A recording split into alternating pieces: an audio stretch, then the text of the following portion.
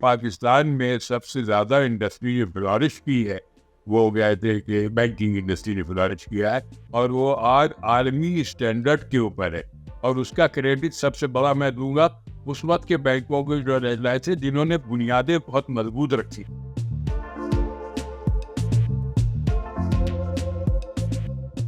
अब वो जो पुरानी बैंकिंग थी अब वो पिछला दौर गुजर गया, अब आपके फिंगर टिप्स के ऊपर जो है बैंकिंग है।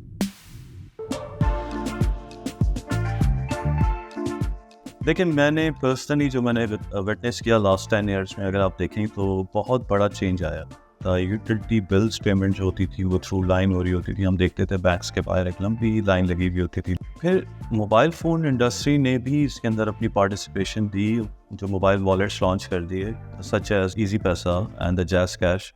तो उसकी वजह से एक बहुत हद तक बैंकिंग सेक्टर पे जो फिजिकल कस्टमर्स यानी कि जो फुटस्टेप थे बैंक के अंदर वॉक इन होने के वो कम हुए।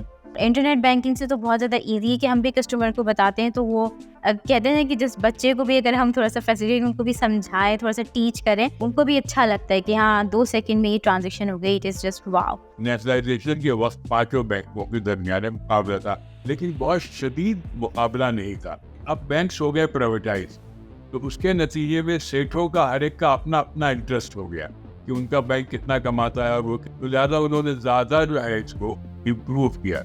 अब आज तो मैं समझता हूँ ओवर 50 जो है बैंक है पाकिस्तान के अंदर, प्राइवेट चल रहा है 80 से ज़्यादा बैंक। अब इन सब के दरमियान एक मुकाबला है, ये ज़्यादा से ज़्यादा इन्होंने अट्रैक्ट करना है कस्टमर को अपनी तरफ।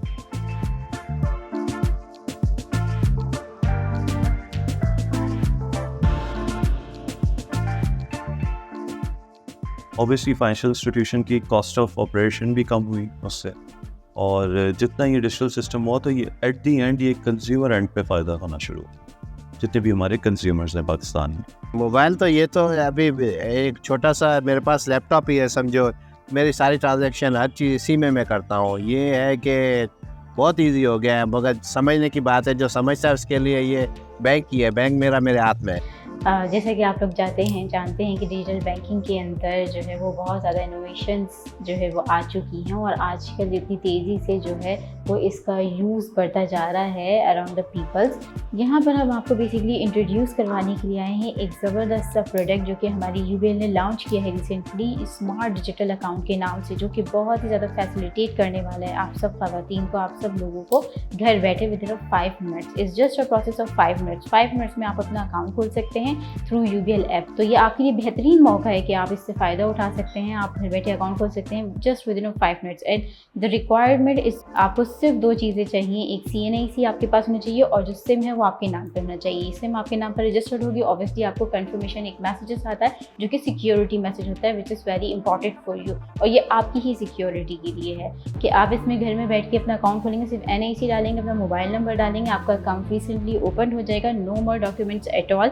इसके अंदर all services are free, just kind of chequebook is free, ATM is free, interest rate clearing, each and everything free and no minimum balance required। So basically जो हमारी ख़वातीन हैं उनको मैं बहुत ज़्यादा जो है डाइवर्ट करना चाहूँगी इसके लिए, जो कि बेसिकली अनेबल्ड हैं to come in a branch and visit the branch.